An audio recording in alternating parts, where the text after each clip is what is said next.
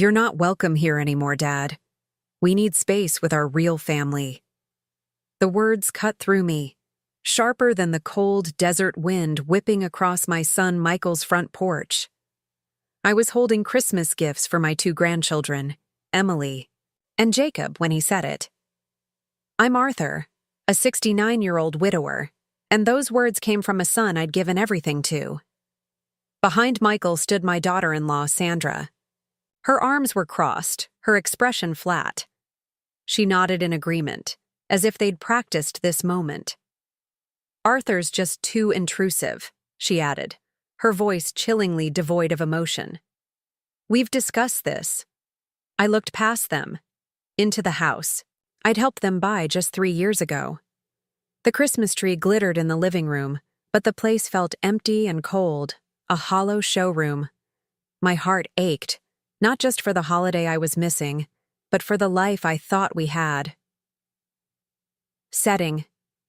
The gifts down by the door, I managed a quiet, "Sure, son. You have a new family now." Michael's face flickered with surprise. Maybe he expected me to beg, to argue, to make a scene. That would have given them more ammunition. But I've learned that the best response to disrespect is dignity. Without another word, I turned and walked back to my truck. The 15-minute drive home to my small ranch house on the outskirts of town was peaceful, not bitter. I had work to do. What Michael and Sandra didn't know was that I had been the silent foundation of their comfortable life for the last 3 years. Every month, an automatic transfer from my retirement account covered their $4,200 property tax bill. I also paid their homeowners insurance and HOA fees. On top of that, I'd covered major expenses like the $65,000 for a new roof and emergency AC repairs. My son, a software engineer at Orbit Union, thought he was self-sufficient. Sandra bragged to her friends about their financial stability, never knowing it was all a house of cards I was holding up. I sat in my truck for a moment, watching the sunset paint the desert in shades of orange and purple. Tomorrow was December, the 23rd, the last banking day before Christmas weekend. It was time to give my son the independence he so clearly wanted. Michael was my pride for 34 years, a smart kid who graduated with honors. When he married Sandra, I thought I was gaining a daughter. When Emily and Jacob were born, my life felt whole again after losing my wife, Helen. Emily had Helen's laugh. Jacob had my stubborn streak.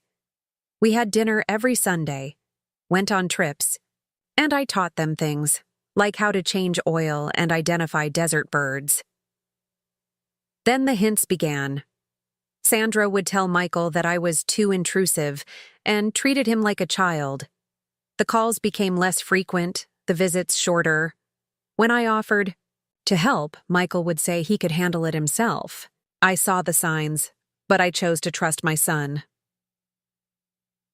3 years ago, Michael came to me in a panic. The house they loved was financially out of reach. I didn't hesitate. "I'll cover the property taxes," I told him. "Consider it an early inheritance." He was genuinely relieved and said it was temporary, but the promotion he needed never came.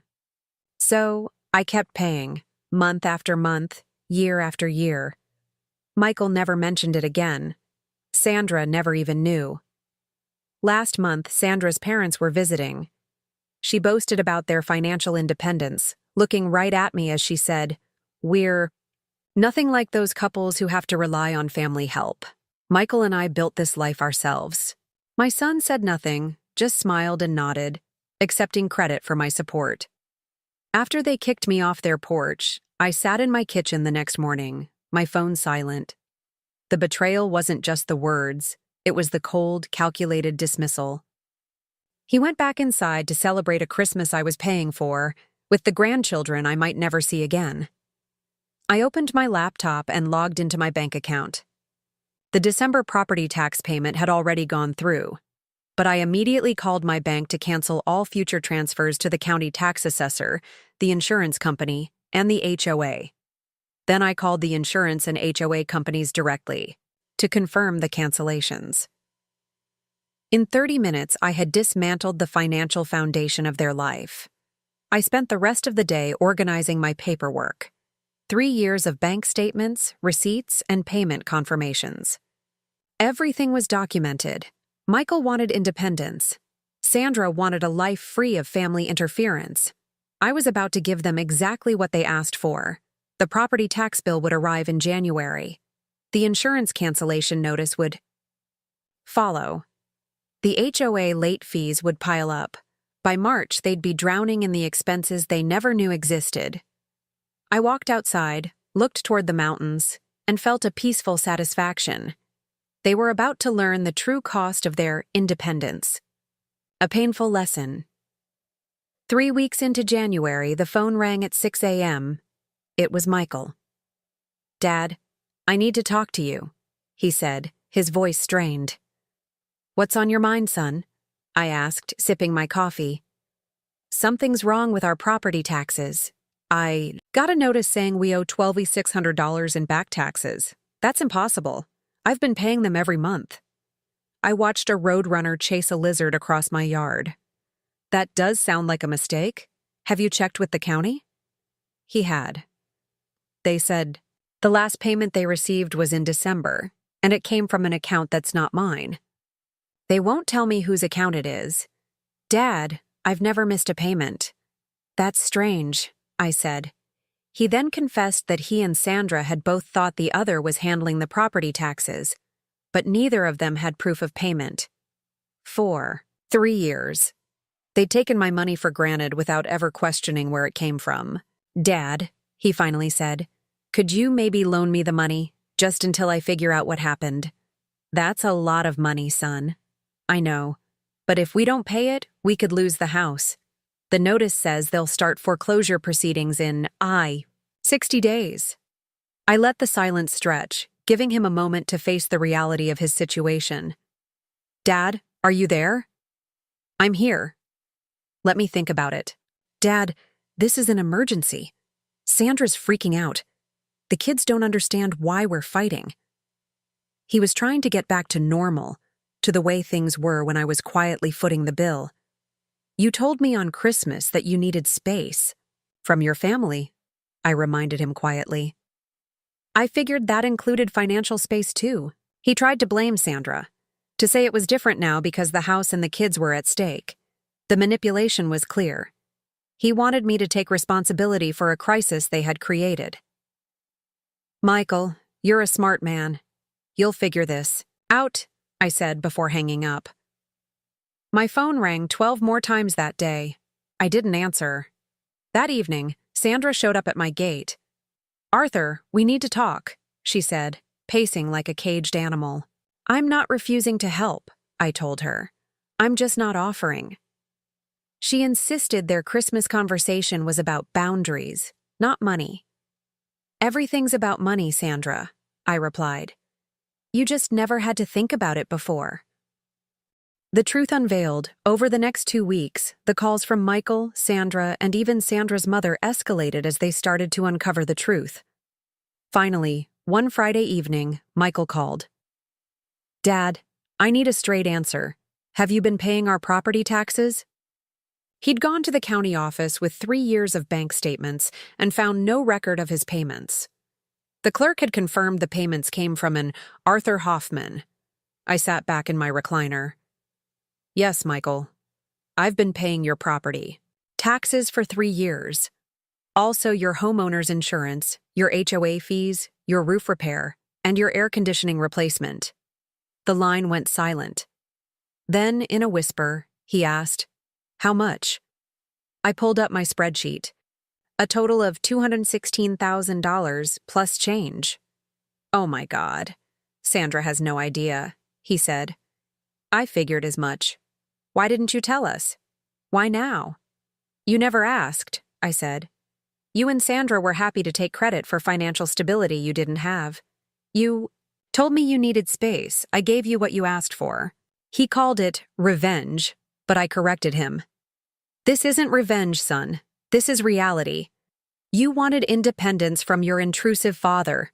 Now you have it." He was quiet for a long time.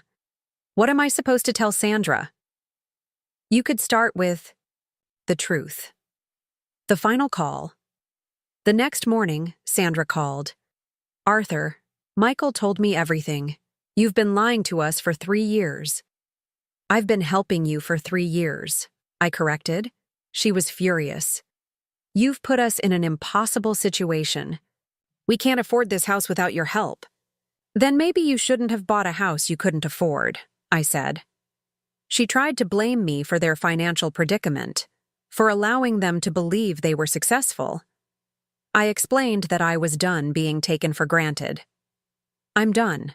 Being treated like an inconvenience while you spend my money, I said. Done watching you raise my grandchildren to think their grandfather is too intrusive to include in family celebrations. She started to cry. We're sorry. We made a mistake. You're sorry you got caught. We can't lose this house.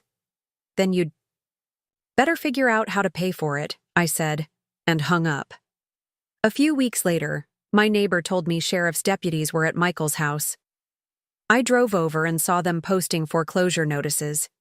He and Sandra were on the porch with Emily, who was crying. Michael grabbed the phone. Dad, you have to help us, please. We've got 30 days. I'm sorry to hear that, son. Dad, you're choosing money over your grandchildren, Sandra yelled. I'm choosing self-respect over enabling people who took me for granted, I replied. Good. Luck, Michael. I hope you figure it out. I hung up and blocked their numbers. The true cost 6 months later, I drove by Michael's house and saw a moving truck. He saw me and walked over. He looked 20 years older. We're moving to an apartment in Phoenix, he said. The kids are upset. I'm sorry it came to that, I said. Are you? He asked. The stress had carved lines in his face, but there was a flicker of something new. Understanding. Yes, Michael. I'm sorry you had to learn this lesson the hard way. But I'm not sorry I stopped enabling you. He apologized for everything. I'm sorry, Dad. For all of it. For taking your money without acknowledging it. For letting Sandra push you away. For choosing the easy path instead of the right one. I accept your apology, I said. That means I forgive you. It doesn't mean I'm going to bail you out of the consequences. I drove home and started packing for a cruise. Michael and Sandra's marriage crumbled under the financial pressure and blame. Their lives became a testament to a harsh truth. True family bonds are built on honesty, not hidden subsidies. And sometimes the most valuable lesson a father can teach is that respect, once lost, cannot be bought back with apologies.